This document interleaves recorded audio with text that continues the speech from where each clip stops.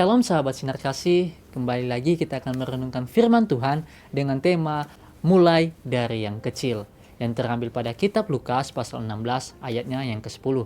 Beginilah firman Tuhan, barang siapa setia dalam perkara-perkara kecil, ia setia juga dalam perkara-perkara besar. Dan barang siapa tidak benar dalam perkara-perkara kecil, ia tidak benar juga dalam perkara-perkara besar.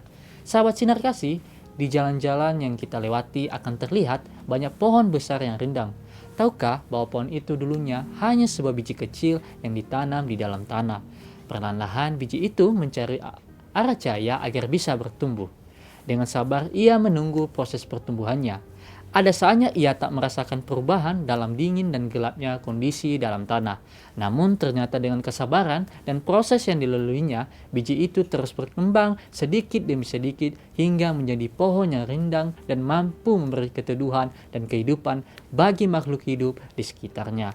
Sahabat sinar kasih, dalam Lukas pasal 16 ayat yang ke-10 sampai ke-18, Yesus mengajarkan bahwa setia dalam perkara kecil itu sangat penting. Tanggung jawab kecil yang dipercayakan kepada kita harus kita kelola dan jalankan dengan baik. Dengan demikian, Tuhan akan memberi kita lebih banyak lagi tanggung jawab yang lebih besar. Tuhan tidak hanya memperhatikan hasil, tetapi juga setiap proses yang kita jalani. Integritas dalam menjalankan hal yang kecil, di mana tak seorang mampu melihat apa yang kita buat, mencerminkan kesiapan hati kita untuk dipakai oleh Tuhan dalam hal yang lebih besar. Sahabat sinar kasih, apapun yang sedang dipercayakan untuk kita, kerjakanlah saat ini. Baik itu di rumah, di tempat kerja, di gereja, atau dimanapun kita berada. Lakukanlah itu dengan penuh kesetiaan dan tanggung jawab. Ingatlah selalu bahwa kesetiaan dan tanggung jawab dalam hal kecil membuka jalan bagi kita untuk mendapatkan kepercayaan dalam hal yang besar. Oleh sebab itu, mulailah dari hal yang kecil, maka hal yang besar akan kita raih. Tuhan Yesus memberkati.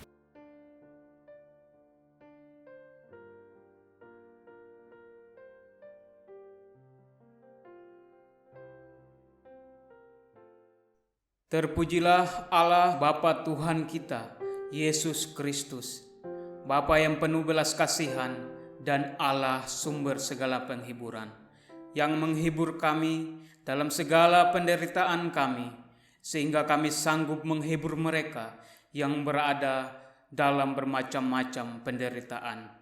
Dengan penghiburan yang kami terima sendiri dari Allah, pertolonganku ialah dari Tuhan, yang menjadikan langit dan bumi. Tuhan memberkati engkau dan melindungi engkau. Tuhan menyinari engkau dengan wajah-Nya dan memberi engkau kasih karunia. Tuhan menghadapkan wajah-Nya kepadamu dan memberi engkau damai sejahtera. Amin.